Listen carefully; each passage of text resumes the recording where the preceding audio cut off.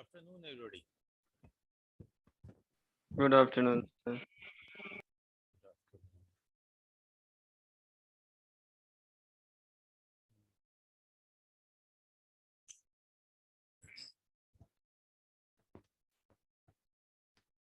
तो last class में हम लोगों ने सर्वर का इंस्टॉलेशन देखा था, है ना। और सर्वर के कुछ जस्ट ग्राफिकल जो फीचर्स होते हैं वो देखे थे।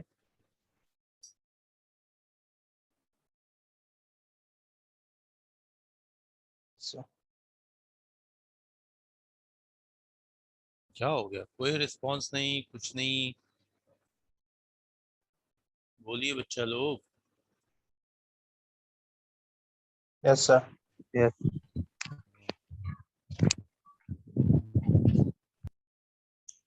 अब उस सर्वर को हमें मैनेज करना है, सर्विसेज को यूज करना है। सर्विस में जिस सर्विस को हम लोगों ने पढ़ा, एडीडीएस।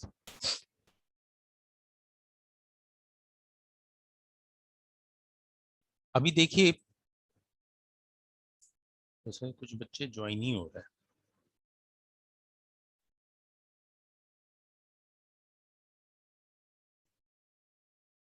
अभी देखिए, मैं स्क्रीन पहले शेयर कर दूं, उसके बाद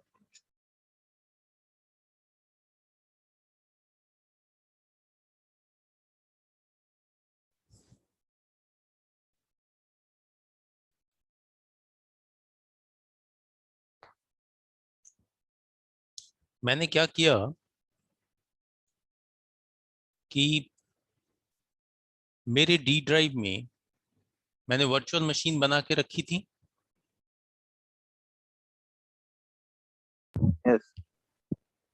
अब इस डी ड्राइव में जो वर्चुअल मशीन्स हैं, इन्हें तो हम लोग जब यूज करेंगे तो ये यूज्ड मशीन हो जाएगी। और यूज मशीन के बाद अगर हमें फिर से फ्रेश मशीन की जरूरत होगी, तो वैसे केस में हमारे लिए प्रॉब्लम होगा, फिर से एक नई मशीन बनाओ।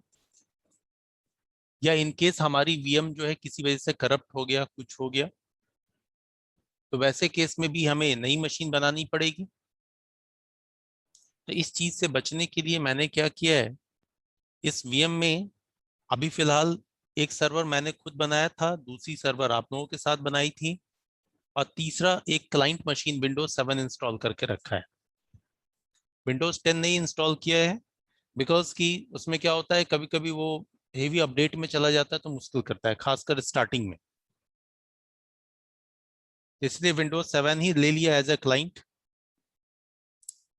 तो विंडोज 7 की एक क्लाइंट मशीन बना के रखी है, फिर और भी हमें बनाना पड़ेगा, लेकिन इट ऑल डिपेंड्स कि मेरा मशीन कितना सपोर्ट करता है।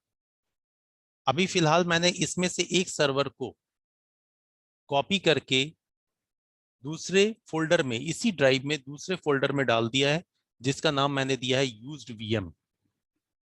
ये एक स्मार्ट तरीका होता है यूज करने का। इसमें आपका विंडोज सर्वर है। अब मैं इसी को ऑन करूंगा और यूज करूंगा। कोई कंफ्यूजन नहीं? हाँ सर। अब मैटर आता है कि इस मशीन को डायरेक्टली कैसे ओपन करें यहां से। अगर ओपन करना हो तो इस मशीन का जो ये फोल्डर है, इसको जब आप ओपन करेंगे तो आपको एक आइकन या इस तरह का दिखाई देगा। ये आइकन 3 विंडो वाला आगे पीछे, ठीक है। इस पे आप डबल क्लिक करेंगे, ये ऑटोमेटिकली VMware को ओपन कर लेगा। VMware वर्क स्टेशन ना, okay.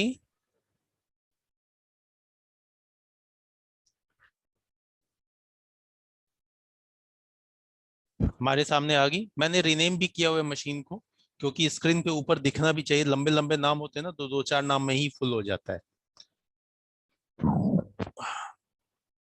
Now I am going to power on this machine. दे रहा है कि आपने कॉपी किया था। Yes, I copied it.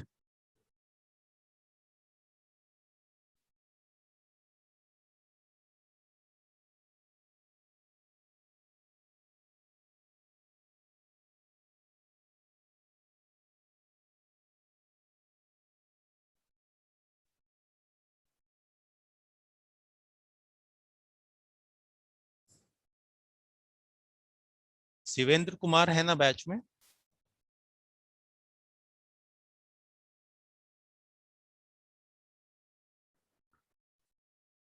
Hello. Yes, sir. I have one. Yes, sir. Batch 2 है. फाइन।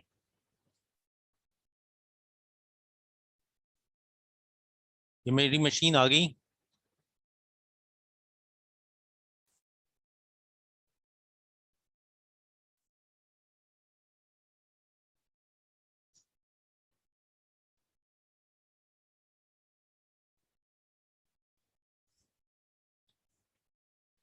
यार ये तो मेरी मशीन है, इसका पासवर्ड मैंने क्या रखा था?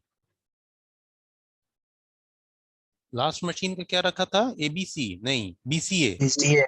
ये. बीसीए। मैंने अपनी मशीन पे क्या रखा था?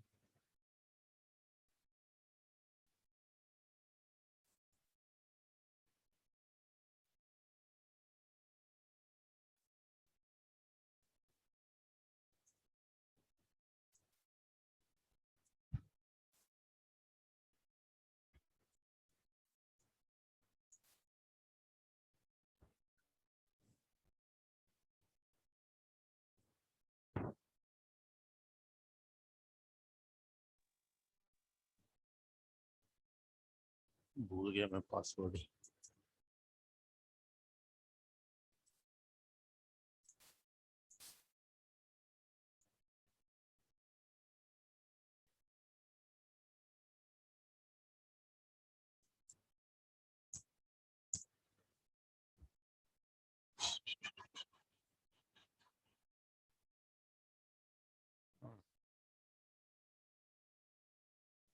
थोड़ा सा ख्याल नहीं आ रहा है, कुछ पासवर्ड तो रखा है इसी तरीके का।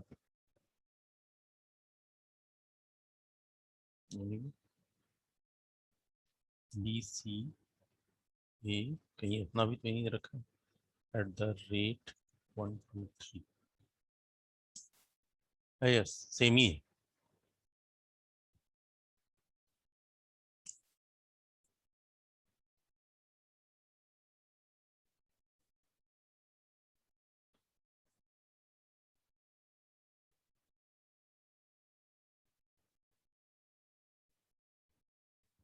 सर्वर मैनेजर ओपन हो रहा है।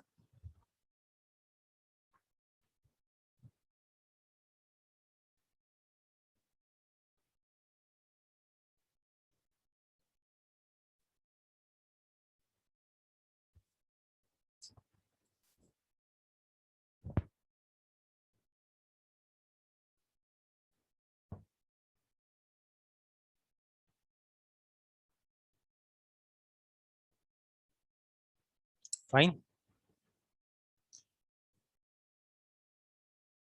पहले तो थोड़ा डिस्प्ले सेटिंग ठीक कर दें। कितना वैल्यू था हम लोगों के डिस्प्ले का, इस मशीन का याद है? 1390 कुछ ऐसा। 1920 लगभग. 1920। सबसे ऊपर में था sir. 1920। 1920 1080. 1920 1080। Yes. Keep changes.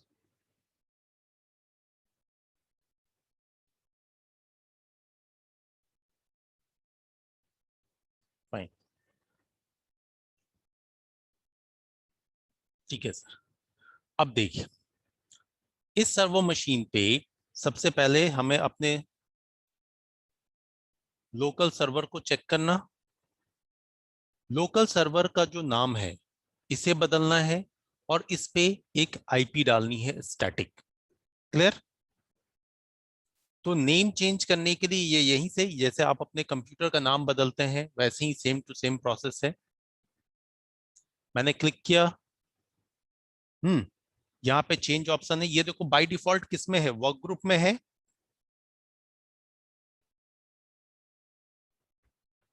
Yes, sir. ठीक है। अब आप सबके कंप्यूटर पे ये वर्क ग्रुप दिखता है। जब भी आप अपना कंप्यूटर नेम चेक करेंगे या चेंज करने को जाएंगे, Yes, sir.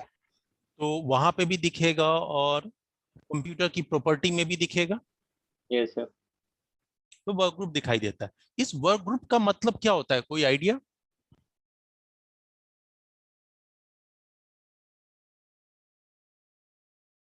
Anybody has any idea? Sir domain name होगा, वर्क ग्रुप डोमेन। नहीं नहीं, डोमेन नेम तो आप समझा दिया है ना मैंने आपको, कि भाई डोमेन नेम में लेवल होते हैं। हाँ, yahoo.com, gmail.com, yahoo.gmail.com, तो लेवल तो है नहीं, जब तक डॉट नहीं आएगा तब तक डोमेन नहीं। देखिए, कोई कुछ बोल रहा है? सर मतलब किसी सर्वर से कनेक्ट नहीं है शायद, इस वजह से वर्क ग्रुप। नहीं, ऐसे समझते हैं। देखिए, हम लोगों की जितनी की भी मशीनें होती हैं उसमें बाय डिफॉल्ट ये work group name work group रहता है। वर्क ग्रुप का मतलब होता है एक काम करने का समूह, सिंपल सिंपल लैंग्वेज में समझे तो। जैसे मान लो कि हम लोग अ, हम लोग 10 जन है एक ऑफिस के अंदर, ठीक है, एकदम सिंपल। 10 जन है एक ऑफिस के अंदर में, 10 जन अपना अपना लैपटॉप लेके आए, एक स्विच से कनेक्ट करके काम कर रहे हैं, स्विच से या वायरलेस से, जिससे भी कनेक्ट, कनेक्टिविटी है। अब सबके कंप्यूटर पे बाय डिफॉल्ट क्या होगा, यहाँ पे वर्क ग्रुप होगा। Hello, yes. क्या बोले जब सर, एक बार फिर? सारे के कंप्यूटर पे बाय डिफॉल्ट ये वर्क ग्रुप होगा, यस सर, है, होगा। है। अब जब वर्क ग्रुप होगा ना, तो ये सारे कंप्यूटर्स एक दूसरे से कम्युनिकेट करेंगे। लाइक किसी एक कंप्यूटर पे प्रिंटर शेयर किया हुआ है या डेटा शेयर किया हुआ है, तो बाकी नोड इसे एक्सेस करेंगे, ठीक है। लेकिन अगर हम चाहते हैं नहीं, कंप्यूटर्स की ग्रुपिंग कर दें, बिना किसी सर्वर ओवर का कंप्यूटर की ग्रुपिंग करते हैं, तो देखो क्या करेंगे। यहाँ चेंज ऑप्शन में जब हम जाते हैं, तो यहाँ ये जो वर्क ग्रुप लिखा है ना, मान लो हमने वर्क ग्रुप को बदल के कुछ भी रख दिया, लिख दिया टीम 1, तो मान लो 5 कंप्यूटर पे मैंने बना दिया टीम 1 और बाकी के 5 कंप्यूटर पे बना दिया टीम 2। अगर आप ऐसा कर देंगे ना, तो ये दोनों कंप्यूटर्स आपस में कोई भी डेटा शेयरिंग नहीं कर पाएंगे। ये लोगों की ग्रुपिंग हो गई, गेटिंग? ये ग्रुप में डिवाइड हो गए, इसलिए group yes. Name by default एक सेम होता है, वर्क ग्रुप। और हमेशा आप छोटा लेटर भी लिखें ये बड़ा हो जाएगा, हमेशा एक जैसा वर्क ग्रुप। तो जनरली हम लोग इस बारे में सोचते ही नहीं, चलो ठीक है वर्क ग्रुप है होगा। वर्क ग्रुप यानी काम करने का ग्रुप। कई बार जब आप नेटवर्क में ट्रबल शूटिंग करेंगे ना, तो होते हैं कुछ लोग दिमाग थोड़ा ज्यादा लगाते हैं, जानबूझ के इंटेंशन होता है उनका, वो क्या करेंगे, कुछ कुछ बदल लेंगे। अब आप पिंग करते रह जाओ, परेशान हो, यार आईपी डाल दिया, केबल सही है, स्विच सही है, सब कुछ सही है, ये नोड्स आपस में कम्युनिकेट क्यों नहीं कर रहे हैं। अगर आप एक ट्रबल शूटिंग ये भी है कि आपको कंप्यूटर नेम की प्रॉपर्टी चेक करनी चाहिए, कहीं किसी यूजर ने बदल तो नहीं दिया, ठीक है, या किसी का अपना ही लैपटॉप है, उसने ही अपना गया कुछ कुछ करने को बदल दिया। नाउ अब इस वर्क ग्रुप को हमें क्या करना है, डोमेन में लेके जाना है। तो ये तो बात की कहानी है, थोड़ी देर बाद। सर अरे बैटिंग रूम चेक कर लीजिए। अच्छा, जस्ट 4 लोग हैं।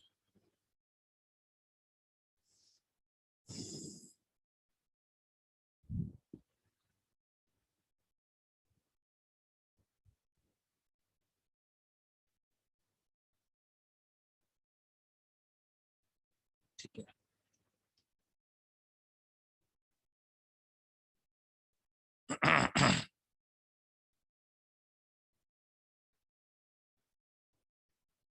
ठीक है। अब चलें यहां से चेंज करने। जब चेंज पे गया,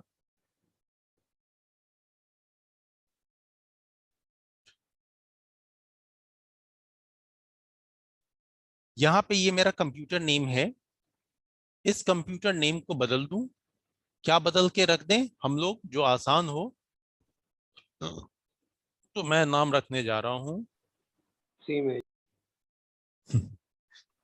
विंडोज सर्वर 1। ठीक है, सिंपल रहेगा बिल्कुल टाइप करने में भी। WS1 Windows server 1। Fine, now okay.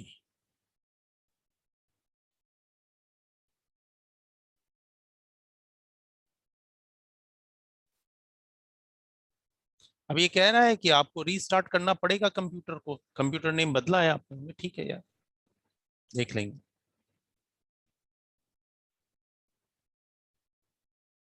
Fine, अभी फिलहाल मैं इसको लेटर कर रहा हूँ, थोड़ी देर बाद कब बदलना करना तो जरूरी है इसको, पूरे सिस्टम को रिफ्रेश करना होता है। अब एक है हमारा कि आईपी बदलना है।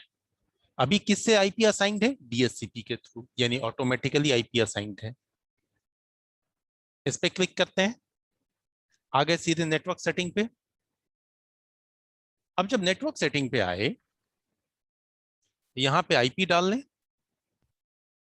तो इसके प्रॉपर्टीज में, ये सब में तो आप लोग काफी एक्सपर्ट हैं। अब IPv4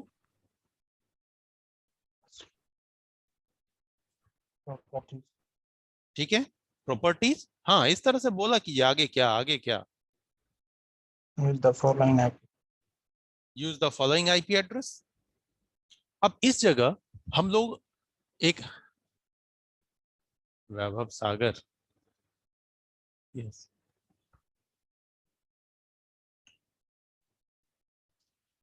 ठीक है। अब यहां पे एक आईपी चुनते हैं। मैं यहां पे आईपी डाल रहा हूं,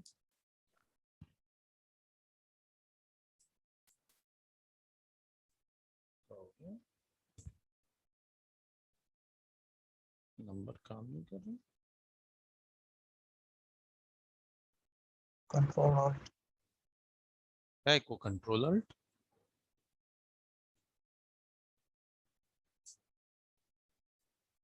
मैंने इस मशीन की आईपी डाली 10.0.0.0, ठीक है। अब नेक्स्ट इसका सबनेट मास्क होगा, एक स्टैटिक आईपी डाल दिया मैंने। अब डिफॉल्ट गेटवे और डीएनएस सर्वर, इन सबको ब्लैंक छोड़ रहा हूं फिलहाल। देखेंगे बाद में इस पे ऑटोमेटिकली क्या इफेक्ट आता है। ठीक है, now this machine has a static IP.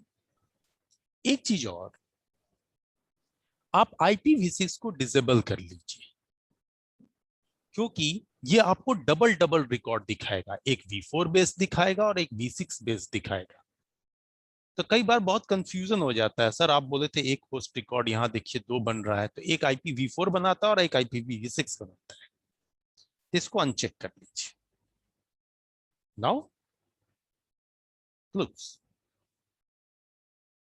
इस तरीके से एक स्टैटिक आईपी इस पे कॉन्फ़िगर हो गई। दूसरी बात, अब आप यहां पे गौर करें, अपने ईथरनेट का नाम कैसा है? अनआइडेंटिफाइड नेटवर्क और समथिंग समथिंग इंटेल का ये वो NIC लगी हुई है इसमें।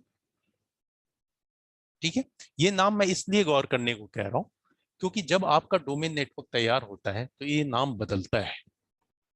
इन सब चीजों से आप लोगों को पहले कोई मतलब नहीं होता था, बस यूज करते हैं, काम होता है।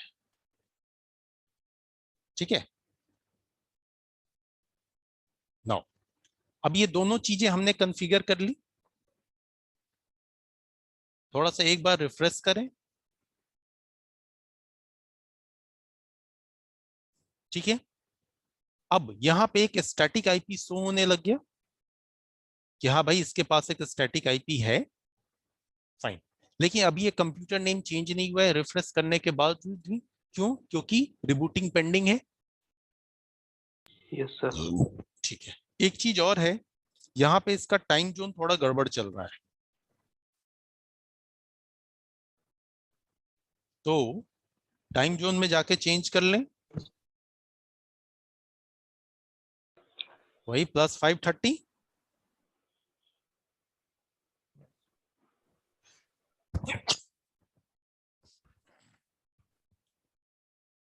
ठीक है, 25 है, 12:24 हो रहा है, PM हो रहा है, चलो सब सही है। टाइम जोन भी सेट हो गया। क्योंकि यहाँ पे टाइम का ख्याल रखना जरूरी है। टाइम मिसमैच करेगा तो गड़बड़। ये क्या है भाई? हाँ बोलिए, क्या कुछ कुछ बोल रहे थे? सर ये वहाँ पे फिर जो वही आ सर गया। आप हाँ बोलो बोलो।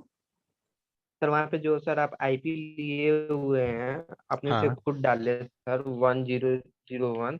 हाँ तो हाँ। उसके नीचे में सर एक और आईपी था सर, वो खुद आया या स्टैटिक था? स्टैटिक था सर वो, नहीं वो बच्चे आप वो डाले सर उसको, उसके नीचे वो जानना जो, चाह। हाँ उसके नीचे जो आया वो सबनेट मास्क था, आईपी एड्रेस नहीं। तो कोई भी आईपी डालेंगे तो उसके साथ एक सबनेट मास्क तो होगा। हाँ हाँ, अच्छा सर ठीक। वही था सर सबनेट में। हाँ ठीक है। ठीक है सर। ओके। नाउ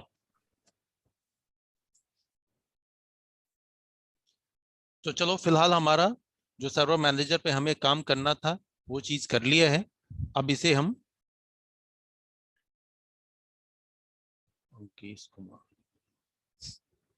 अपने सर्वर को रिबूट कर लें।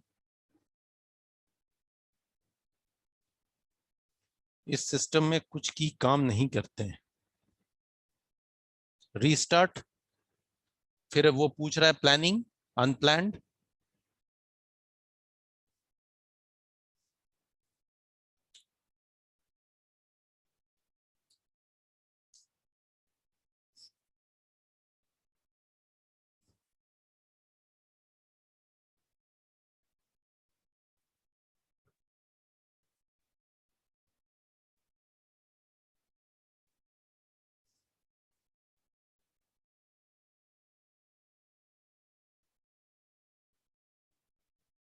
BCA@123।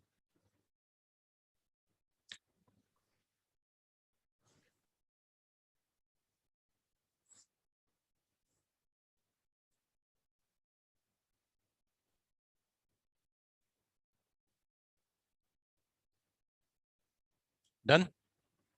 अब हमारे इस लोकल सर्वर पे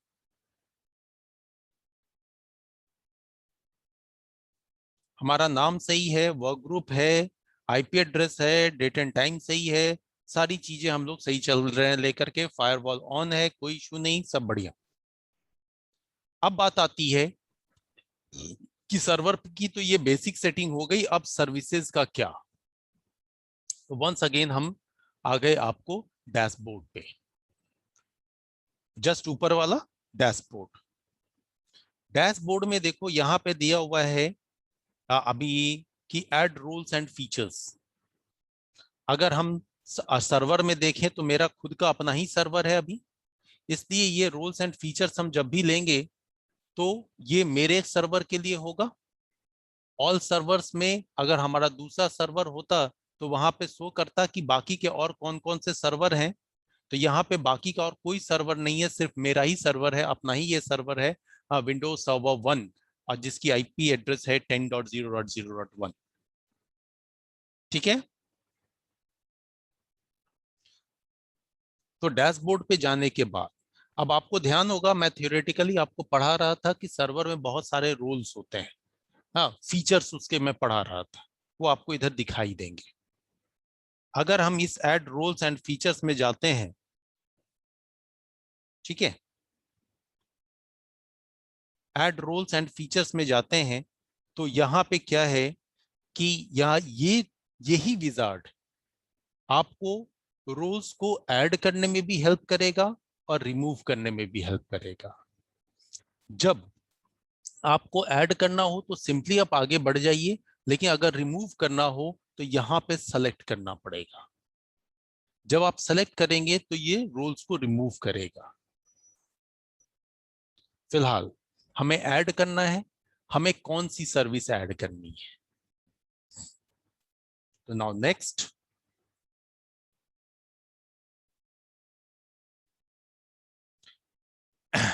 कह रहा है रिमोट डेस्कटॉप सर्विस इंस्टॉलेशन नहीं, role based feature based installation चाहिए। हाँ रोल्स चाहिए मुझे। पूछ रहा है ये बताओ किस सर्वर के लिए चाहिए, तो मेरा अपना खुद का एक ही सर्वर है इसलिए सिलेक्टेड है। अगर मल्टीपल सर्वर और भी रिमोट के सर्वर होते तो सब यहाँ होता, तो यहाँ पे लिस्ट में हम सेलेक्ट कर लेते तो उस पे होता।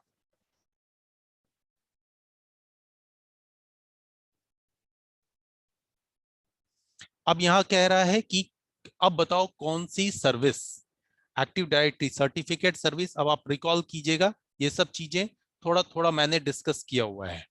Active directory domain service, federation service, light weight, ये देखो आपका डीएससीपी, डीएनएस, है ना। तो इस तरीके से यहाँ पे आपको सारे सर्विसेज दिखाई देंगे। अब है कि इन सर्विसेज का यूज एज पर नीड हम टाइम टू टाइम करेंगे। इसके लिए इस विजार्ड को हमें एक बार नहीं कई बार फॉलो करना पड़ेगा, ठीक है। तो फिलहाल after 30 minute students are joining. फिलहाल हमें कौन सी सर्विस चाहिए, active directory deployment service, right. तो एक्टिव डायरेक्टरी डिप्लॉयमेंट सर्विस है नहीं, क्योंकि रहता तो यहाँ पे चेक मार्क होता, इस तरीके से होता। आपको ये सर्विस हमारे पास है, देखिए यहाँ पे विंडो पे देखिए फाइल एंड स्टोरेज सर्विस, इसलिए ये हाईलाइटेड है, मतलब मार्क्ड है। अब हम एक्टिव डायरेक्टरी डोमेन सर्विस को सेलेक्ट कर रहे हैं। जब हमने एक्टिव डायरेक्टरी डोमेन सर्विस को क्लिक किया, active directory domain service means ADDS, तो बोल रहा है कि कुछ सर्विसेज और भी चाहिए जो इसके लिए रिक्वायर्ड हैं। तो उन सर्विसेज को ये ऑटोमेटिकली मैनेज करेगा। सिर्फ आपसे एक बार पूछ ले रहा है कि हम करें ना, हम क्या हाँ करो। तो ऐड फीचर्स, इसमें ये फीचर्स ऐड कर लो। वैसे इस फीचर्स को हम डिपेंडेंसी कहते हैं कि इनको रन करने के लिए इनकी जरूरत होती है, ये सब मिल करके तब सर्विस को रन कराते हैं। मैंने आपको बताया था कि जब भी हम एक्टिव डायरेक्टरी सर्विस लेंगे तो उसके साथ में डीएनएस रिक्वायर्ड होगा। हेलो, यस सर, आपने बोला था पिछले क्लास में। हाँ जी। तो हम यहाँ पे डीएनएस को अभी सेलेक्ट किए लेते हैं, अदरवाइज वो आगे हमें वार्निंग देगा कि भैया आपकी डीएनएस सर्विस नहीं है, ठीक है। तो क्या करें, इंस्टॉल करें। तो उससे बेटर है कि हम अभी ले ले रहे हैं, इसके भी फीचर्स को ऐड कर ले रहे हैं। अब हम आगे बढ़ेंगे। देखिए एक और अच्छी चीज मिलेगी, होता है ना कि थियोरेटिकल पार्ट। तो अगर आपको एकदम परफेक्ट थ्योरी चाहिए किसी भी चीज के बारे में, तो माइक्रोसॉफ्ट में एक बड़ी अच्छी चीज होती है, जब भी आप कुछ क्लिक करेंगे तो उसके बारे में उसका जो डिटेल इंफॉर्मेशन होगा, हाँ एकदम इन शॉर्ट बोलते हैं डेफिनेशन टाइप का, तो डेफिनेशन टाइप का आपको साइड के विंडो में हर जगह दिखाई देगा। तो आप जब खुद प्रैक्टिकल करेंगे ना तो इसे जरूर पढ़ेंगे एक बार। नाउ नेक्स्ट, अब यहाँ पे आता है फीचर्स। हम लोग आगे आएंगे, कुछ चीजें हमें फीचर्स यहाँ पे डालनी होगी टाइम टू टाइम। अभी फिलहाल जो भी फीचर्स की रिक्वायरमेंट थी वो ऑटोमेटिक सर्वर ने सेलेक्ट कर लिया है, इसलिए इस पेज पे हम कुछ नहीं करेंगे। एक्टिव डायरेक्टरी डोमेन सर्विस के बारे में है। अब यहाँ पे थोड़ा ये अपने एज्योरे के बात कर रहा है कि आप मेरे क्लाउड पे भी आ जाओ, वहां भी होगा। तो नहीं भैया, हम अपनी मशीन बना लेते हैं। बोल रहा है डोमेन नेम सिस्टम जो ले रहे हैं वो क्या करेगा, तो इसको मैंने ऑलरेडी एक्सप्लेन किया हुआ है आप लोगों को कि वो किस तरीके से रिकॉर्ड्स क्रिएट करता है। वैसे ये भी आपको डिटेल में बताएगा कि डीएनएस का यहाँ पे क्या काम। अब यहाँ पे इस रीस्टार्ट को जरूर क्लिक कर लीजिएगा कि अगर आपके सिस्टम पे नीड हुआ रीबूट करने का, रिबूट कर लेगा।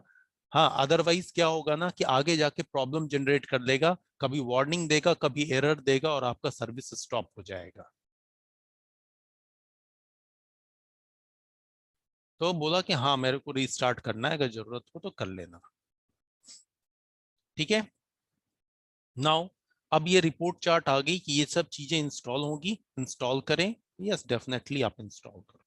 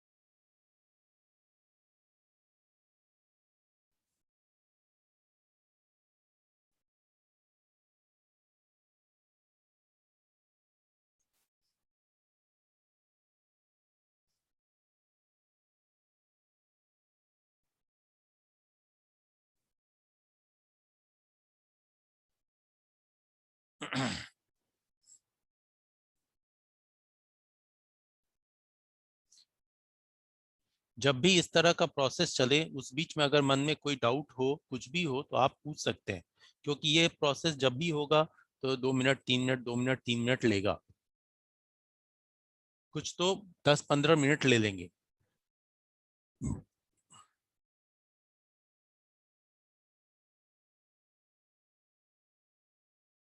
ठीक है,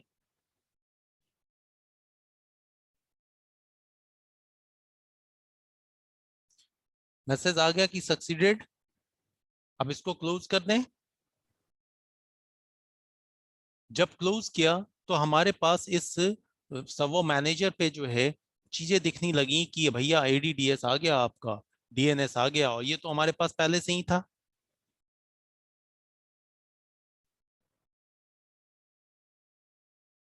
हेलो। Yes yes sir. तो भाई बीच बीच में पिंग करते रहो ना, मैं बोलता हूं तब यस सर, हाँ सर। चलिए, अब बारी आती है कि सर्विस को इंस्टॉल करने से क्या हुआ। सर्विस को इंस्टॉल करने से वो सर्विस सिर्फ एक्टिव हो गई, आपके सिस्टम पे दिख रही है अब। आपको मैं बताऊं, जब मैंने पढ़ाई किया है विंडोज सर्वर 2003 पे, मतलब मेरा जो अपना स्टडी था जिस वक्त में मैं सर्वर पढ़ रहा था, तो 2003 में इस टास्क को करने के लिए, मतलब जब भी कुछ करना है ना तो CD डालनी पड़ती थी। CD डालो, वहां से वो रीड करता, तब वो फीचर इंस्टॉल होता था। अब ये सब चक्कर खत्म हो गए।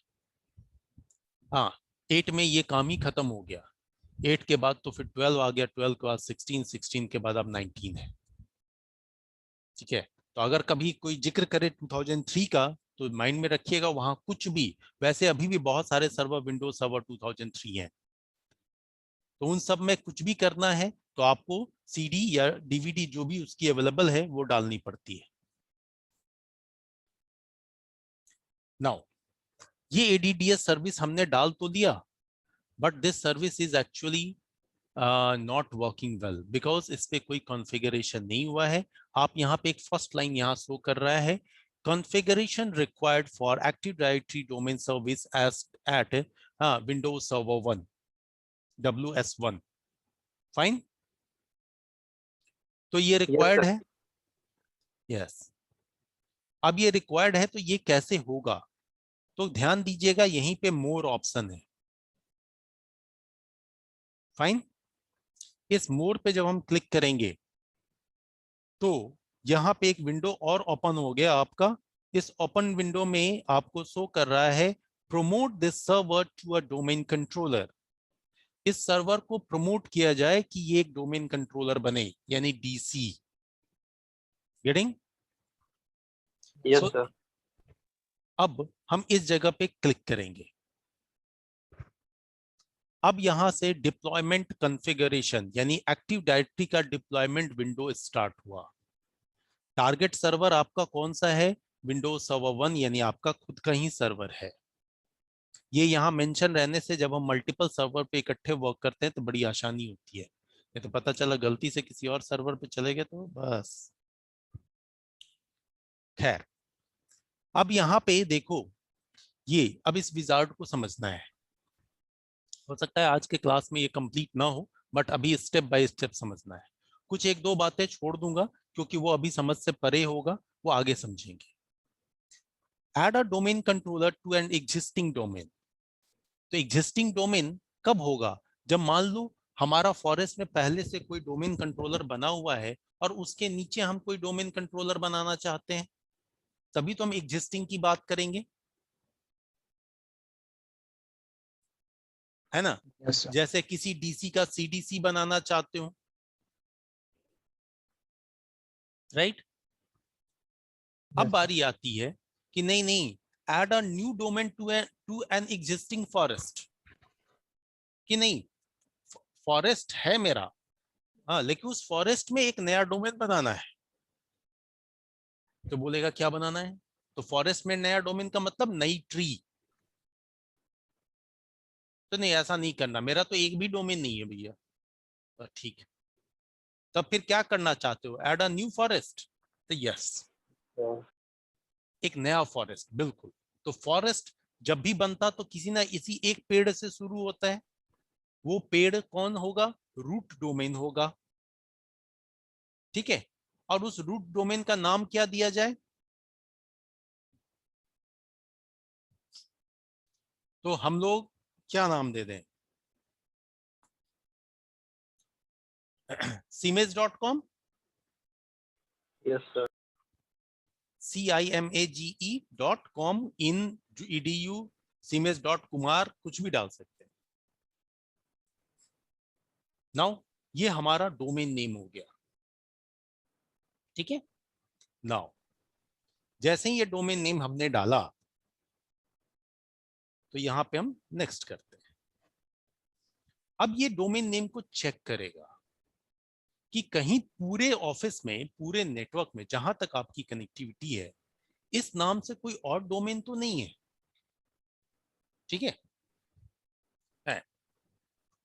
अब नेक्स्ट टर्म आता है, ठीक है, हमने CIMAGE.com को सिलेक्ट किया है। अब इसमें फॉरेस्ट फंक्शनल लेवल और डोमेन फंक्शनल लेवल की बात होती है। होता क्या है, जब हम फॉरेस्ट की बात करते हैं तो फॉरेस्ट का मतलब क्या होता है कि कलेक्शन ऑफ डोमेन कंट्रोलर। तो हो सकता है कि ये जो मैं डोमेन कंट्रोलर बना रहा हूं, इस पे तो विंडोज सर्वर 2016 ऑपरेटिंग सिस्टम है, तो ठीक है। लेकिन हो सकता है पहले से कोई विंडोज सर्वर 2003 पे बना हो, 8 पे बना हो, 8R2 पे बना हो, 12 पे बना हो, 12R2 पे बना हो। उसमें एक नया डोमेन मैं जोड़ने जा रहा हूं, तो इसलिए आपको फंक्शन लेवल सेट करना होता है। या इसी का दूसरा पहलू होता है कि मैं सर्वर 16 पे बना रहा हूं, अगला कोई एडमिन आए और एक CTC या एक नई ट्री विंडोज सर्वर 2012 पे बना दे। वो उसको नहीं मालूम है 16, तो वो 12 बना रहा है, कोई 2003 पे ही बना रहा है। तो वैसे केस में क्या होगा? तो वैसे केस में यहाँ पे फंक्शन लेवल शो करता है कि अगर आप हायर रखते हो फंक्शन लेवल, तो वो अपने सारे लोअर को सपोर्ट करेगा, ठीक है। जैसे देखो यहाँ पे क्या है कि 2008 8R2, 12 12R2 एंड 16।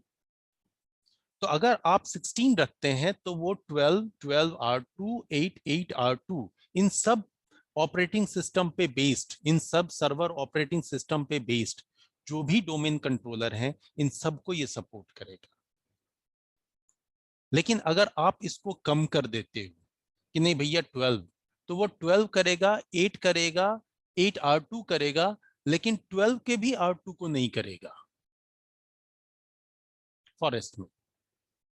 इसी तरीके से आपका डोमेन फंक्शन लेवल होता है कि अगर एक ही ट्री के अंदर में जितने भी डोमेन हैं, उन सारे डोमेन का लेवल क्या सेट करें जिससे पूरा नेटवर्क एक दूसरे से मिलके काम करे। तो it is better for us कि हम इनका फंक्शन लेवल 16 ही रखें। वैसे हकीकत में अभी हमारे लिए तो एक ही सर्वर ही है। अब उसके नीचे आता है कि DNS, अब हमारा देखो इंस्टॉल्ड है, इसलिए यहाँ पे कोई एरर प्रॉम्प्ट नहीं किया, और DNS सर्विस को ये साथ लेके चल रहा है कि ठीक है, DNS पे मैं बाय डिफॉल्ट जो है कुछ रिकॉर्ड्स क्रिएट कर दूंगा, ये करेगा, दिखाऊंगा मैं। एंड उसके नीचे आता है ग्लोबल कैटलॉग। ग्लोबल कैटलॉग एक मेन डायरेक्टरी होती है पूरे डोमेन की, और ये ग्लोबल कैटलॉग हमेशा रूट डोमेन के ऊपर होता है। रूट डोमेन यानी कि सबसे पहला डोमेन आपका फॉरेस्ट का, जहां से बाकी के सारे डोमेन्स निकले हो। ये अपने पास में हर डोमेन कंट्रोलर पे जितने भी ऑब्जेक्ट्स हैं, जितने भी यूजर्स हैं, कंप्यूटर्स हैं, प्रिंटर्स हैं, जितनी भी चीजें हैं, उन सब का एक ब्रीफ इंफॉर्मेशन अपने पास रखता है, जिससे अगर एक ट्री के किसी पर्टिकुलर डोमेन का कोई यूजर उसी फॉरेस्ट के दूसरे ट्री के किसी पर्टिकुलर डोमेन के क्लाइंट मशीन पे लॉगिन करना चाहता, तो with the help of this global catalogue वो लॉगिन कर सकता है, क्योंकि रास्ता दिखाने का काम यही करेगा। तो global catalogue is a very important directory. अभी तो फिलहाल ये पहला ही डोमेन कंट्रोलर है, तो ये सिर्फ और सिर्फ अपने बारे में इंफॉर्मेशन रखेगा। Getting my point? Yes sir. बाकी बच्चे? Yes sir. Yes sir. हाँ, देखो दोस्त, थोड़ा कॉन्सेप्ट इसका लंबा चौड़ा है ना? वैसे दिख रहा है सर। हाँ, दिख रहा है। तो कोई बात नहीं है, आराम आराम से समझिएगा। ये कोई जरूरी नहीं कि ये एक बार मैं विजार्ड रन करा दूंगा तो फिर दोबारा नहीं करूंगा, ऐसा नहीं है। इसकी नीड कई बार पड़ेगी हमें। हाँ, बट यहाँ पे समझना है। देखो, एक बच्चे ने, किसी ने लास्ट क्लास में मेरे से पूछा था, सर क्या रियल सर्वर पे भी ऐसे ही बनता है? तो मैंने जवाब दिया था, यस, बिल्कुल 100% इसी तरीके से बनता है। एक एक स्टेप, एक एक लाइन सेम होती है। हाँ, मशीन बड़ी होती है तो नो डाउट लोड ज्यादा ले सकता है, और बहुत ज्यादा सर्विसेज उस पर डाल सकते हैं। ये कैसी कतई नहीं होता। मैंने 2 जगह के सर्वर इंस्टॉल किए हैं, एक हाजीपुर में इंस्टॉल किया है और एक कॉलेज के अंदर इंस्टॉल किया है। हाँ, मशीन देख, इतना मतलब बढ़िया मशीन सब। उस पे तो बस मैं क्लिक करूं और जूम से कोई भी सर्विस इंस्टॉल करनी है, फास्ट चलता है। दोनों जगह परफेक्टली वर्क है, कोई दिक्कत नहीं। वो सब मशीन पे, बड़ी मशीन जब होती है ना, तो ये सब सर्विसेज मैनेज करने में और मजा आता है। खैर, अब देखो, मैंने एक जिक्र किया था आरओडीसी का, read only domain controller. Yes sir. जो हम किसी रिमोट साइट पे, जो छोटा साइट होता है, उधर बना देते हैं, जिससे कि वहां के यूजर को फास्ट लॉगिन में हेल्प मिल जाए, और वो आसानी से जो है अपना आरओडीसी जो है मेन डीसी से सिंक होता रहे time to time.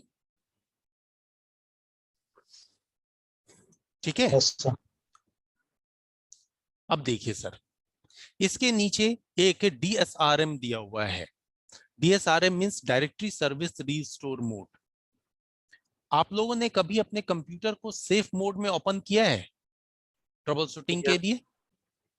Yes sir.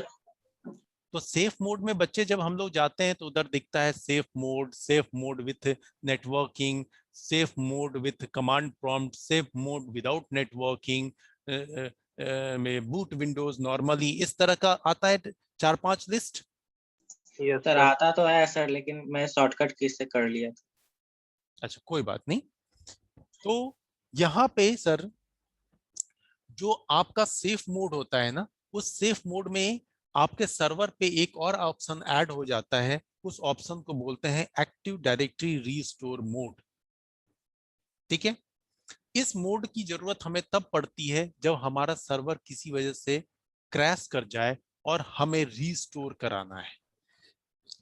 तो हमारा मशीन जब क्रैश कर जाता है तो हम लोग क्या करते हैं, किसी तरीके से उसको सेफ मोड में ओपन करने की कोशिश करते हैं, डेटा वगैरह एक्सट्रैक्ट कर लेते हैं, फाइल रिपेयर करना हो रिपेयर कर लेते हैं, कुछ नई फाइल इंसर्ट करके ओएस को मतलब ठीक करना हो वो कर लेते हैं। और सर विंडो न्यू जैसा हो जाता है सर सेफ मोड में।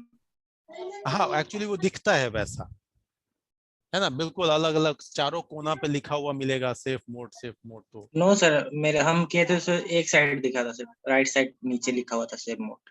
अच्छा, तो इसीलिए आपको थोड़ा सा वो अलग दिखता है, ऐसा कुछ यस होता सर, नहीं। बिल्कुल न्यू दिखता है एकदम।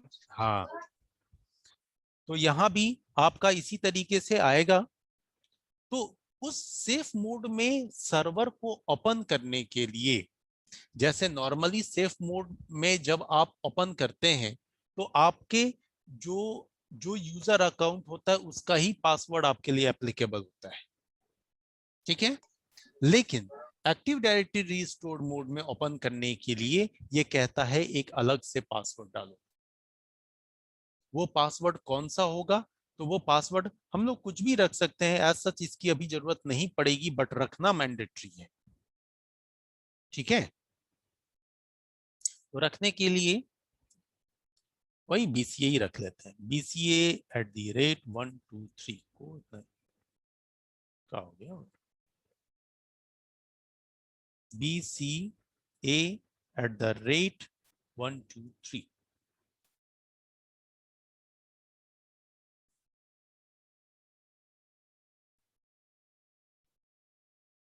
bca@123. नाउ अब नेक्स्ट करते हैं।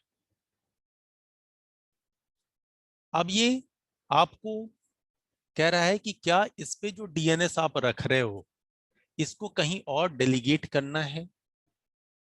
तो देखो कायदे से ये है, जब रियल सिनेरियो की बात होती है और नेटवर्क का लोड बहुत ज्यादा होता है बड़े बड़े नेटवर्क्स में, हाँ कॉर्पोरेट नेटवर्क्स में, तो वहां पे हम कभी भी डीएनएस सर्वर और डीएनएस सर्विस और एडीडीएस सर्विस को एक ही मशीन पे नहीं रखते हैं। डीएनएस के लिए अलग सर्वर, डीएचसीपी के लिए अलग सर्वर, एक्टिव डायरेक्टरी के लिए अलग सर्वर। लेकिन जब ऑर्गेनाइजेशन छोटा होता है जहां पे 150 पीसी हैं तो हम एक मशीन पे भी रख सकते हैं। हमारे पास तो खैर एक ही 2 क्लाइंट होंगे। मैंने कहा नहीं चलो यहीं से आगे बढ़ो, कहीं डेलीगेट नहीं करना है। अब देखिए मैंने डीएनएस के साथ आपको पढ़ाया था नेट बायोस, ख्याल है नेट बायोस नेम सिस्टम।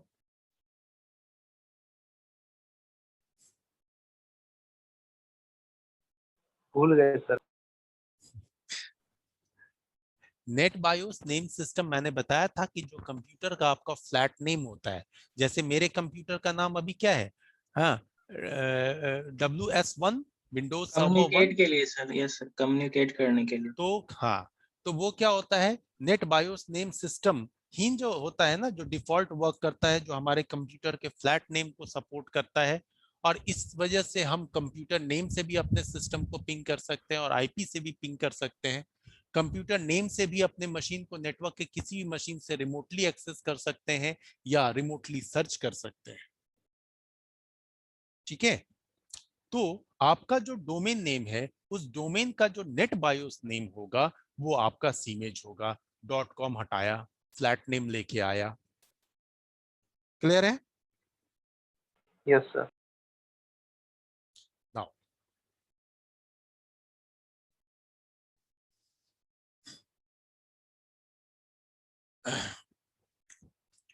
अब देखो एंटीडीएस और सिसवॉल, ये 2 डायरेक्टरी है।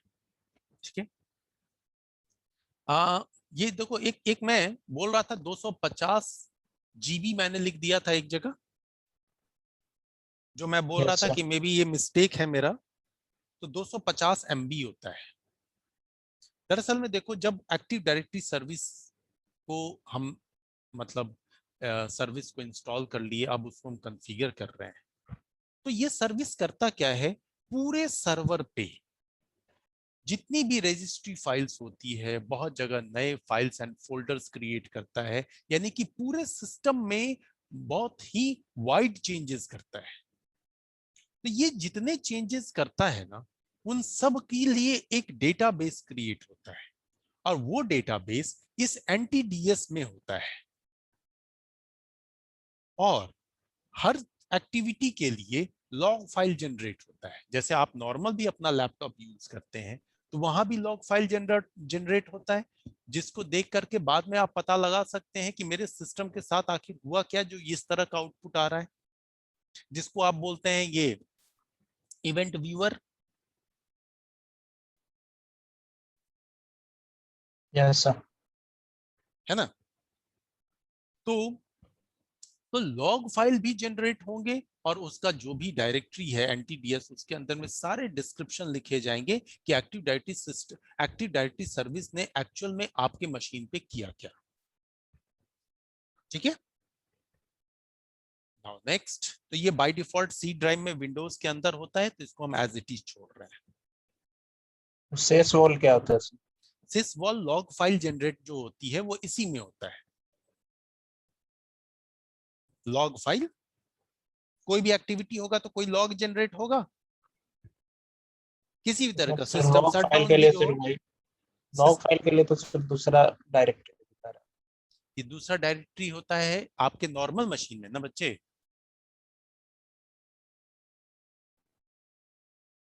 हैं? है। नहीं दिखा रहा है सर, लॉग फाइल्स बोल रहे, और सेस वॉल का अलग फोल्डर। हाँ, ये जो आपके स्क्रीन पे दिखा रहा है, यस सर। हाँ हाँ, बिल्कुल बिल्कुल सही आप देख रहे हैं कि लॉग फाइल फोल्डर्स में एनटीडीएस दिखा रहा है और डेटाबेस में, और ये सिसवॉल फोल्डर जो है वो यहीं पे सारे रिपोर्ट रहते हैं। एनटीडीएस में तो आपको दोनों इकट्ठे दिखाई देंगे, लेकिन ये आपका सेपरेट होता है। ठीक है, जब हम लोग सर्च करते हैं इसको, अभी तो नहीं, अभी आएगा टाइम, देखिएगा सिसवॉल कैसे हम तो कभी जरूरत पड़ी तो एक्सेस करते हैं। इसलिए स्पेशली इसकी एक डायरेक्टरी बन जाती है, इसके साथ आएंगे, रिपोर्ट्स में होंगे, लेकिन ये क्या है, कलेक्टेड हो जाएगा। ठीक है, अब इसके बाद जब हम आगे बढ़ेंगे तो अब एक रिपोर्ट फाइल जनरेट करके देगा। रिपोर्ट फाइल जनरेट करेगा, अभी तक हमने जो जो पीछे टास्क किए हैं वो सारे टास्क के बारे में। ठीक है, एंड देन फिर जब हम इसके आगे नेक्स्ट करेंगे तो ये अब प्री रिक्विजिट्स को चेक करेगा। प्री रिक्विजिट्स का मतलब होता है कि जो एक्टिव डायरेक्टरी सर्विस के इंस्टॉलेशन के लिए कॉन्फ़िगरेशन के लिए रिक्वायर्ड है, वो सारी चीजें इस सिस्टम पे है या नहीं। अगर कुछ भी एरर होगा तो वो आपके सामने शो कर देगा, उसे पहले करेक्ट कीजिए तब ये इंस्टॉल होगा।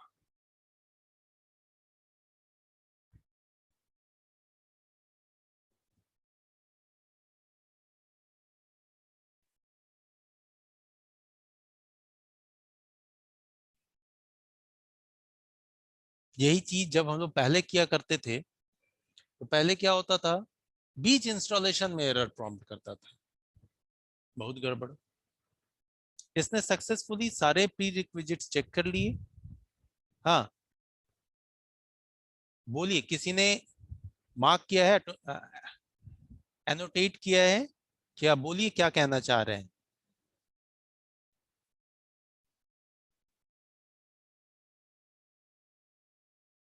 अब बोलेगा भी नहीं। अच्छा कोई नहीं, अब देखो जब मैं इंस्टॉल पे क्लिक करूं तो इंस्टॉल होगा, लेकिन इस इंस्टॉल का प्रोसेस मैं अगले क्लास में दिखाऊंगा आपको, है ना। अगले क्लास में इस विजार्ड को मैं फटाफट रन करा लूंगा एंड आप सिर्फ इंस्टॉलेशन प्रोसेस होगा। अभी तो एक एक लाइन समझा करके ले गया।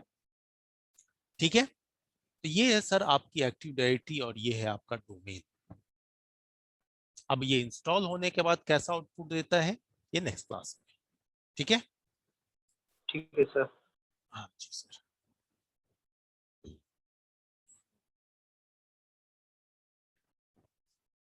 अभी फिलहाल के लिए मैं कैंसिल कर रहा हूँ, यही मशीन यूज करूंगा। स्नैपशॉट ले लेते सर, स्नैपशॉट में सब सेव हो जाती है प्रोसेस।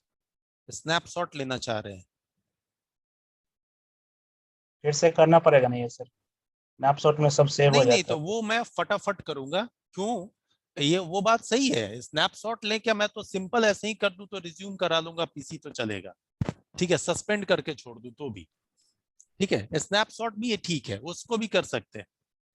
लेकिन ये विजार्ड मुझे फिर रन कराना है, क्योंकि मेरे को बखूबी पता है कि बहुत लंबा चौड़ा कॉन्सेप्ट लग रहा होगा लोगों को, कि किसके बाद क्या किया, किसके बाद क्या किया, ये भूल रहे हैं। अगर मेरे लिए आसान हो कि मैं अगर यहीं पे अपना सिस्टम रोक दूं और आगे जाकर के कल के क्लास में स्टार्ट ही करूं यही इंस्टॉल से। ठीक है, हम्म, फाइन। तो फिलहाल के लिए, आज के लिए तो जो ये सर्विसेज इंस्टॉल हो गई वो एज इट इज रहेंगी। कंप्यूटर नेम चेंज हो गया, आईपी चेंज हो गया, सारी चीजें। नाउ सर्वर मैनेजर मैंने बंद कर दिया है।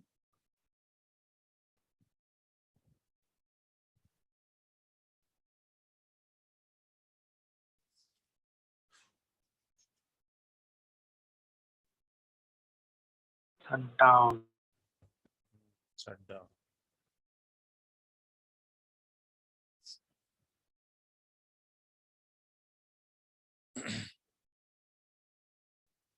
ये जो देता है ना कि रीजन लिखिए क्यों शट डाउन करना चाह रहे हैं मशीन को, बहुत इंपॉर्टेंट होता है ये, क्योंकि एक बार शट डाउन या रिबूट करने से पहले हमें अपने सीनियर से मेल लेना होता है। मेल पे अप्रूवल के बाद ही हम रिबूट कर सकते हैं। छोटा मोटा जगह रहा तो रिबूट कर लो, जब तक यूजर को पता चला तब तक तुम्हारा काम हो गया। मतलब 24 आवर चलते रहता सिस्टम जब तक कि हाँ 24/7 सर्वर होता ही है उसी के लिए। 24/7 सर आपका मशीन ऑन रहेगा। सर्वर पे आपको मतलब हमेशा ही काम होता है।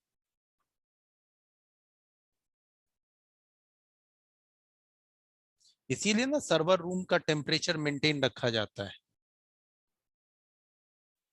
आवाज भी बहुत करता है उसमें। हाँ आवाज साउंड होती है, और ये साउंड और ज्यादा तब होती है जब आपका कूलिंग टेम्परेचर जो है वो 23 डिग्री से ऊपर चला जाए। 23 कह रहा हूँ, बता रहा था, हाँ 23 से 30 के बीच मेंटेन किया जाता है। अगर उससे एबव जाता है टेम्परेचर तो फिर वो साउंड बढ़ जाती है। सारा फैन का स्पीड ऑटोमेटिकली सर्वर रूम में जितने भी फैंस लगे होते हैं ना सर्वर्स में, वो सारे Yes, fan sir. Automatically high speed से रन करने लगते हैं। कुछ फैन जो बंद पड़े होते हैं वो भी स्टार्ट हो जाते हैं, इसीलिए बहुत तेज आवाज लगती है। और फिर जैसे ही टेम्परेचर कूल होगा सब फैन धीरे धीरे शांत पड़े। ऐसा नहीं कि आवाज गायब हो जाएगा, लेकिन हाँ इतना हो जाएगा कि आदमी उसके अंदर रह सकता है। लैपटॉप में भी वैसा ही होता है। हाँ कुछ लैपटॉप में भी ऐसा ही होता है। इवन की सर्वर तो स्टार्ट भी जब होता है ना तो एक बार बहुत तेज फैन चलेगा 2 मिनट के लिए, फिर अपने आप कूल हो जाएगा। वो एग्जॉस्टिंग भी करता है तेजी से, डस्ट पार्टिकल्स को भी रिमूव करता है। अरे बहुत तरह की बातें होती हैं। चलो